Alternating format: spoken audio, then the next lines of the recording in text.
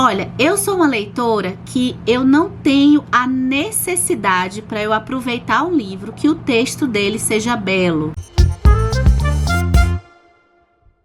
O texto dele pode ser ok, e acho que tem um vídeo aqui que depois eu vou convidar você para assistir se você não assistiu ainda, que é o de perguntas aleatórias, quando eu falo assim, olha, às vezes a gente está em fases que a gente gosta mais do enredo, às vezes a gente está numa fase que a gente gosta mais da narrativa, então a forma de contar é importante, e outras, que é o que eu tô agora, é mais para os personagens, para construção de personagens, para construção de temas. Eu vou trazer aqui 10 livros que resumem mais ou menos os textos que eu acho os textos mais bonitos que eu já li. Agora, antes eu quero falar um pouco, explicar um pouco para vocês como é que é o meu gosto hoje. Textos literários que eu apreciei mais se encontraram com linguagens acessíveis, textos que não tivessem assim frases curtas, que tivessem frases minimamente elaboradas, mas eu acabei não me percebendo apreciadora de linguagem erudita, de linguagem rebuscada. Para exemplificar mais, então assim, o que eu tô chamando de textos assim com invenções e estruturas mais rebuscadas? Eu tô chamando aqui o Saramago, que dá para ler, não é que é difícil, mas é a estrutura. Eu trouxe até um dele aqui só para ilustrar, que eu não li ainda, que é o Memorial do Convento. Então, quando eu peguei Saramago, aliás, lá atrás, antes de ter hábito de leitura, eu chegava na livraria, quando eu olhava o texto do Saramago, eu me afastava totalmente. Agora, o que me incomoda? Frases curtas o tempo inteiro não dá eu acabo não conseguindo imergir na história de ficção. A utilização do tempo presente, eu tenho aqui um livro que eu gostei bastante, mas tem um pouco isso, né? Que eu ficava assim, me tirava um pouco da leitura. A gente depois vai conversar sobre esse livro aqui, que nem é tão comentado aqui na internet. Uma Noite em Markov, da escritora a israelita Ayelet Gunda-Goshen. Eu devo ter pronunciado errado. E que tem aquela narração de que tudo está acontecendo no tempo presente. Outra coisa que, dependendo de como apareça, me incomoda, é a coisa do excesso de vírgulas, das frases, ainda mais se for frase não tão longa assim, e muitas vírgulas em palavras, às vezes até em locuções curtas, né? A gente tem isso aqui no Duplo, mas eu sempre tô falando aqui no canal, o Duplo do Dostoiévski é uma exceção, porque o personagem, eu acho que o ponto de vista desse personagem aqui, que é o Goliath, que combina muito com isso, mas eu reconheço que não é um estilo lá muito agradável de ler, e eu acho que não é, eu sou a minoria que detesta o texto do Amiga Genial, da Helena Ferrante. O primeiro somente, o segundo parece que, eu não sei o que teve, não sei se tem a ver com a tradução, não sei. Ainda vou trazer trechos para ler aqui, que vocês vão ficar assim, ó, de queixo caído. Me dava uma espécie de raiva. Como é que pode organizar uma frase desse jeito? E é isso, vamos começar a nossa lista. Todos os meus pensamentos, todos os meus sentimentos de então não eram meus, eram pensamentos e sentimentos dele, que de repente se tornaram meus, passaram para a minha vida e iluminaram-na. De maneira totalmente imperceptível para mim, passei a encarar com outros olhos tudo. Kátia, os nossos criados, Sônia, eu mesma, as minhas ocupações. Os livros que eu lera até então, unicamente para combater o tédio, tornaram-se de súbito para mim um dos maiores prazeres da existência. E tudo isto unicamente porque eu conversava com ele. Eu trouxe aqui como exemplo o Felicidade Conjugal do Tolstói. O Tolstói, ele faz textos belíssimos. Felicidade Conjugal é aquele livro que parece que a gente está numa viagem. Eu trouxe aqui também A Morte de Ivan Ilitch, que foi o meu primeiro contato com o Tolstói, e eu não esqueço. Eu acho que, sob o ponto de vista estético, eu me impressionei com o que ele é capaz de fazer com as palavras. Dentro dessa coisa que eu falei, as frases não são nem curtas e nem longas demais. É um texto que parece que dança. Em muitas mentes nortistas, Talvez a ideia de um homem escravizar seu irmão e o tráfico de carne humana podem parecer de todo incompatíveis com as concepções correntes de moral ou vida religiosa. A partir de descrições de homens como Birch e Freeman e outros que ainda serão mencionados, é-se levado a desprezar e execrar toda a classe de proprietários de escravo, sem discriminação. Mas fui escravo durante certo tempo e tive a oportunidade de conhecer bem a sua personalidade e seu caráter. E nada mais faço senão justiça quando digo que, em minha opinião, nunca houve um cristão mais gentil, nobre, cândido do que William Ford. As influências e relações que sempre o cercaram, o cegaram para o erro fundamental que está na base do sistema de escravidão. Esse aqui já aparece há bastante tempo aqui no canal, não é verdade? 12 anos de escravidão, não tem como esquecer, gente. Salomon Northup, ele simplesmente... Gente, eu não tô falando das traduções, e eu acho que é importante a gente comentar as traduções. A gente fala de texto, né? 12 anos de escravidão, de Salomon Northup, traduzido na edição da Penguin por Caroline Chang. A Morte de Ivan Ilitch, do Tolstói, que eu mencionei, teve tradução de Boris Schneider. E o Felicidade Conjugal, também do Boris Schneider. 12 anos de escravidão, ele traz o relato do Salomon de uma forma que a gente percebe um estilo, a gente percebe uma educação formal.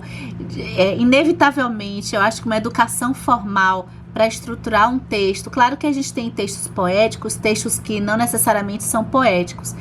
O caso aqui, eu não tenho necessidade de textos poéticos para eu necessariamente gostar de um livro. Eu acho que a simplicidade com uma espécie de organização de ideias que não sejam simples demais, já tá bom para mim. A clareza, gente, a clareza de um texto leva esse texto a mais pessoas. Um texto não precisa ser difícil sempre, usar palavras mirabolosas, fazer estruturas assim que são inovadoras necessariamente para ser bonito, né? Eu gosto mais da beleza no simples, e a beleza do simples passa também por esse texto aqui, que vai ter riqueza de detalhes. Não precisa ser um texto superficial, mas a riqueza de detalhes colocadas de uma forma acessível para todos. Judite soluça no quarto. É destino de todas elas. Os homens da beira do cais só têm uma estrada na sua vida, a estrada do mar. Por ela entram, que seu destino é esse. O mar é dono de todos eles. Do mar vem toda a alegria e toda a tristeza, porque o mar é mistério que nem os marinheiros mais velhos entendem, que nem entendem aqueles antigos mestres de saveiros que não viajam mais e apenas remendam velas e contam histórias. Quem já decifrou o mistério do mar? Do mar vem a música, vem o amor, e vem a morte. E não é sobre o mar que a lua é mais bela. O mar é instável. Quando eu li Mar Morto, do Jorge Amado, eu percebi como que o texto, a estética de um texto pode trazer o clima, pode trazer uma experiência sensorial, física, literalmente um clima, um vento. Eu vou fazer uma menção honrosa até do Morro dos Ventos Vivantes, que é lindo também o texto, mas não tá na lista. Acabei esquecendo da Emily Brontë, que é lindo o texto dela. O Jorge Amado, ele traz o balanço do mar, a instabilidade do mar, diversos elementos simbólicos do mar no seu texto. Então aqui, por exemplo, a gente tem frase curta, impactante. Aí depois vem uma frase mais longa, como o mar, a onda é assim. Então eu sou uma apaixonada por esse texto do Mar Morto, assim como a história também.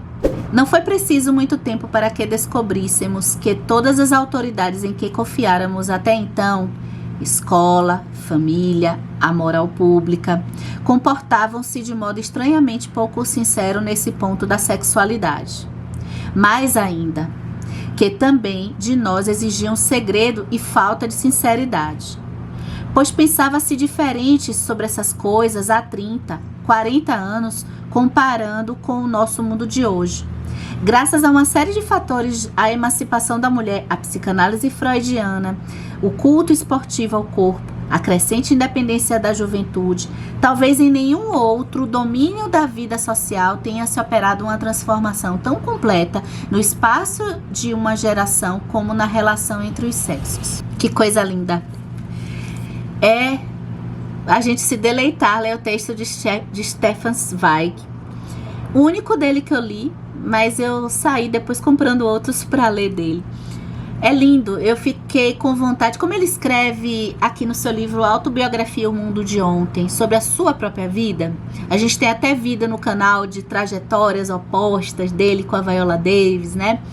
E como que eu fiquei pensando assim, poxa, se eu quisesse escrever de uma forma bonita, e aqui a gente junta uma beleza estética a um sentimento também. O sentimento dentro do texto dele, o sentimento de contar algo com uma saudade. Eu fiquei pensando tanto em momentos que eu poderia, assim, eu queria ter um pouquinho dessa habilidade para contar e deixar registrado da forma que ele deixou. Desses textos que eu falei até agora, esse aqui é muito bem elaborado, mas parece que sai com uma naturalidade. A gente sente que é um intelectual que leu tanto, né? Enfim, e ao mesmo tempo a beleza e a simplicidade nas emoções que ele quer transmitir. Uma noite, há anos, acordei bruscamente e uma estranha pergunta explodiu de minha boca. De que cor eram os olhos de minha mãe? Atordoada, custei reconhecer o quarto da nova casa em que eu estava morando e não conseguia me lembrar de como havia chegado até ali. E a insistente pergunta martelando, de que cor eram os olhos da minha mãe? Aquela indagação havia surgido há dias, há meses, posso dizer. Entre um afazer e outro, eu me pegava pensando de que cor seriam os olhos da minha mãe. E o que a princípio tinha sido um mero pensamento interrogativo, naquela noite se transformou em uma dolorosa pergunta carregada de um tom acusativo. Então eu não sabia de que cor eram os olhos da minha mãe? Uma das passagens mais lindas que eu já li na minha vida, eu li para vocês. Eu tô falando de Olhos d'Água, da Conceição Evaristo. Eu aposto que a maioria das pessoas que leu Olhos d'Água lembrou quando eu li o trecho, porque é aquele tipo de texto poético. Aí a gente está no campo da poesia. Gente, como que é possível construir algo tão lindo assim, né? E um texto que marca essa frase que vai se repetindo, de que cor eram os olhos da minha mãe, ela fica dentro de nós por tanto tempo. Eu já li esse livro, eu acho que tem uns 5 anos talvez, ou 4, e eu não esqueço desse primeiro conto. A luz da manhã não tinha pressa para escalar o muro da prisão e olhar para dentro das janelas da sala de descanso. E quando ela de fato o fez, teria sido mais bem-vinda se tivesse vindo sozinha, ao invés de trazer uma chuva torrencial com ela. Mas os ventos fortes equinociais estavam soprando sobre o mar e o imparcial vento do sudoeste, em seu voo, não negligenciava nem mesmo a apertada Machelsa. Enquanto ele rugia na torre da igreja de São Jorge, fazia gritar todos os capuzes da vizinhança, deu mergulho para empurrar a fumaça de South Park para dentro da cadeia. Um dos meus escritores preferidos e que faz, assim, ambientação de cenário escrito tão lindamente, Charles Dickens. Eu trouxe aqui a Pequena Dorothy.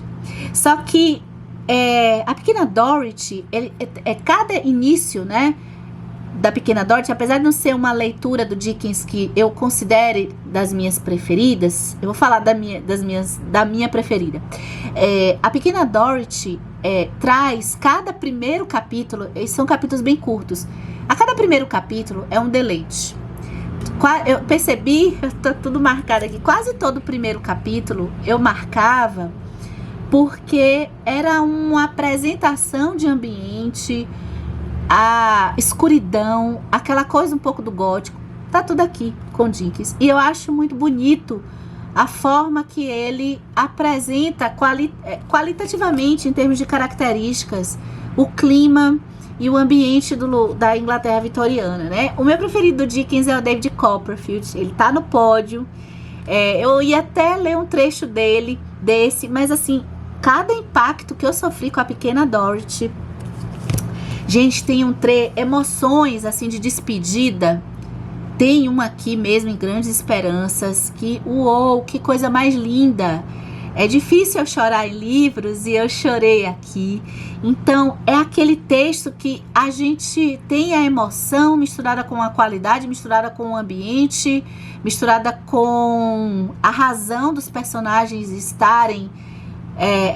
A emoção dos personagens muitas vezes é transmitida pelo texto por conta do ambiente em sua volta. É tudo muito bonito, a escrita do Dickens, ó. Mas, à medida que mais se estreitava a intimidade da vida deles, dava-se um desapego interior que a desligava dele. A conversa de Charles era chata como uma calçada de rua e nela as ideias de todo mundo desfilavam em seu costume ordinário, sem excitar emoção, riso ou sonho. Nunca tinha tido a curiosidade, dizia ele, enquanto morava em Rouen, de ir ver o teatro, os atores de Paris. Não sabia nem nadar, nem combater, nem atirar com revólver e não pôde um dia explicar-lhe um termo de equitação que ela tinha encontrado num romance. Um homem, ao contrário, não devia acaso conhecer tudo, exceler em atividades múltiplas, iniciar-se nas energias da paixão, nos refinamentos da vida, em todos os mistérios? Mas ele não ensinava nada, não sabia nada, não desejava nada. Achava que ela estava feliz. E ela tinha raiva dele por essa calma tão bem assentada, por essa gravidade serena, em razão mesmo da felicidade que ela lhe dava. Vamos de um francês? Vamos de Gustave Flaubert e Madame Bovary. Uma das coisas que eu gostei bastante foi o texto, que é um texto que ele não quer fazer aqui tantos rodeios. Só que a estrutura das frases, daquele estilo de frases não tão longas, não tão curtas, né? Ou intercalar com algumas frases curtas, já traz tudo tão ali, tão claro, tão pronto. Quando eu fui lendo Madame Bovary, eu percebi que várias das temáticas abordadas aqui, muito pela forma que é abordado, acho que traz uma elevação ao livro. A versão que eu li da Madame Bovary foi tradução de Mário Laranjeira. Dentre os meus textos preferidos, tem esses 10 e tem outros, e tem uma cereja de bolo também, tem um extra. Eu noto que a Inglaterra, o estilo da Inglaterra, que tem um pouco de Brasil eventualmente, mas Inglaterra e França acabam dominando, ou talvez aí um pouco desse estilo europeu, ocidental, aí do século XIX, né? Eu acho de uma beleza. Embora devamos ser cautelosos para não tentar negar a responsabilidade que, em última análise, é nossa, é preciso dizer que certos patrões muito fizeram para estimular esse tipo de moda. Sinto muito dizer isso, mas, em tempos recentes, parece ter havido um grande número de casas, algumas da mais alta classe, que tendem a competir umas com as outras, chegando até a exibir aos convidados o domínio de seus mordomos sobre esses dotes triviais.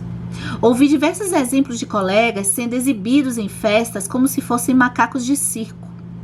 Em um caso lamentável, que vi com meus próprios olhos, tornara-se esporte costumeiro da casa, os hóspedes chamaram o mordomo pela campainha para lhe fazer perguntas sobre, digamos, quem havia ganho o derby de tal ou tal ano, do mesmo jeito que se faz com algum senhor memória num show de variedades. O próximo autor é japonês, só que ele produziu sua obra muito na Inglaterra. Na verdade, ele cresceu na Inglaterra, ou ele foi estudar na Inglaterra.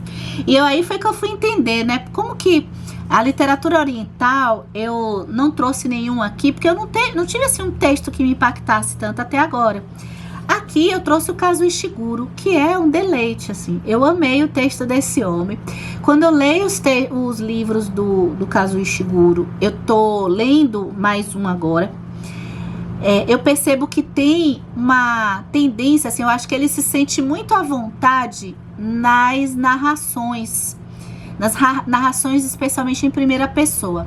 O que faz, às vezes, os diálogos dele também são muito bem montados, mas essas narrações, dependendo do momento que a gente está vendo na hora de ler, né, cansa um pouco não ter um respiro.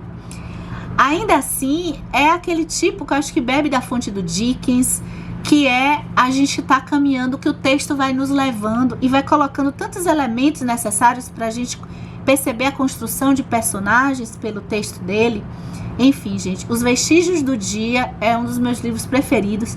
Ele saiu até na lista de melhores do ano de 2023, tá? Vocês conferiram esse vídeo? Eu acho, assim, eu fiquei fã do texto desse escritor. A música é inestimável como meio supremo de produzir entusiasmo, como força que faz avançar e subir, mas só para pessoas cujos espíritos já estejam preparados para os seus efeitos. Porém, é indispensável que a literatura a preceda. Sozinha, a música não é capaz de levar o mundo avante. Para sua pessoa, engenheiro, ela apresenta indubitavelmente um perigo. Isso verifiquei logo ao chegar na sua fisionomia. Faltam 3. Falta a 2 e a cereja do bolo, tá? Tinha que ter a Montanha Mágica, né, gente? Esse é o ano da Montanha Mágica neste canal chamado Canal Comparando Livros. O texto do Thomas Mann já, apesar de ser um texto belíssimo, eu acho que ele fica sempre num conflito de algumas partes estarem dentro beirando um pouco aquela erudição que eu acho um pouco exagerada. Mas não tem como, a gente se dobra. Deixa eu ler. Eu li a tradução de Herbert Caro. Esse é um dos livros que se transformou num dos livros da minha vida. E eu já tinha lido os Buddenbrook e já tinha percebido também a capacidade de Thomas Mann. Ele faz uma narração em que ele escolhe descrever. O nível de descrições, às vezes exagerado, tem até um sentido. Então, eu sempre tive um pouco de dificuldades com textos muito descritivos de ambiente. Então, descrever desde o garfo ao prato. E aí, o Thomas Mann, ele foi me levando, quando eu escolhi ler esse trecho da música, porque eu fui descobrir depois, lendo a Montanha Mágica e outros textos de apoio, que o Thomas Mann, ele entende a literatura muito próxima da música, no sentido de ter um ritmo. E nessa lista, eu falei do Mar Morto, do Jorge Amado, que consegue fazer isso com o seu texto também. Então, quando a gente começa a notar um pouco isso, o texto do Thomas Mann simplesmente entra na categoria, na minha opinião, dos textos brilhantes. Às 4 horas da madrugada, Dostoiévski voltou para casa e foi dormir. Mas pouco depois foi acordado por leve som metálico em seu quarto. Abrindo os olhos, meio adormecido, viu de pé à sua frente o chefe da polícia do seu distrito, ostentando um par exuberante de costeletas, e um tenente-coronel vestido com um uniforme azul claro da polícia secreta, cuja espada, pendente do seu cinturão, batia-lhe contra as botas, produzindo um suave ruído metálico que acordou o escritor. O policial solicitou gentilmente a Dostoiévski que se levantasse e se vestisse, e, enquanto ele o fazia, seu quarto foi revistado e seus papéis lacrados. Quando Dostoiévski saiu do quarto e entrou na carruagem, deixou para trás a vida relativamente normal que vinha levado até então, exceto pelo seu breve aprendizado como conspirador clandestino, para ingressar no extraordinário mundo novo. Esse mundo novo iria pôr à prova até o limite sua capacidade de resistência emocional e espiritual e ampliar incomensuravelmente os horizontes de sua experiência moral e psicológica. Gente, acho que é a melhor biografia que eu já li em termos de texto. Eu estou falando de Joseph Frank com a biografia de Dostoiévski. As escolhas, é um texto bonito, mas é um texto que ele combina, além do trabalho como biógrafo, tá? Eu li esse a tradução de Vera Pereira. E que coisa sensacional perceber as escolhas do Joseph Frank na forma de contar. Repara que aqui a gente está na prisão do Dostoiévski.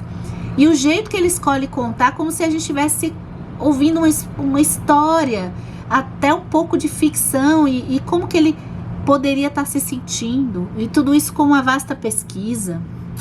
A gente fecha a lista dos 10 e vamos para... Esse aqui não tem como, gente. Esse aqui, ele precisa ser mencionado. Ele não entra no estilo de gosto, que eu acho que vocês percebem que tem um encontro aqui entre esses textos no estilo. Esse aqui é uma espécie de exceção. Eu confesso que não é um texto tão acessível assim. Mas eu acho que ele é um texto, inclusive, que, contado do ponto de vista oral, ele favorece todos. Talvez até para ler não seja tão fácil, mas oralmente, quem for ler para alguém, essa pessoa, eu acho que vai ser aquele texto oralmente para todos. Eu vou abrir aqui em qualquer marcação, qualquer parte. Qualquer parte vale a pena ser lida. Amigo era o braço e o aço. Amigo? Aí foi isso que eu entendi. Ah, não. Amigo para mim é diferente. Não é um ajuste de dar serviço ao outro e receber e saírem por esse mundo barganhando ajudas, ainda aquecendo com o fazer a injustiça aos demais. Amigo para mim é só isto. É a pessoa com quem a gente gosta de conversar, do igual, o igual, desarmado. O de que um tira prazer de estar próximo. Só isto, quase. E os todos sacrifícios, ou amigo. É que a gente seja, mas sem precisar de saber o porquê que é. Amigo meu era de Adorim. Era o Fafafa, o Alaripe, Sesfredo. Ele não quis me escutar. Voltei da raiva. Gente, qualquer página que a gente abra, Grande Sertão Veredas, a gente vai se deparar com aquela espécie de texto, poesia, oração, linguagem bem nativa. Claro, aqui a gente tem um linguista escrevendo com algumas criações, mas que tem a origem realmente de uma linguagem lá antiga, meio mitológica, que a gente perdeu. Então não tem como eu fechar com chave de ouro e trazer Grande Sertão Veredas. Eu já estou curiosa de ler a sua lista, os seus livros que têm os seus textos preferidos, seus textos mais bonitos que vocês acham, que vocês leram na vida de vocês.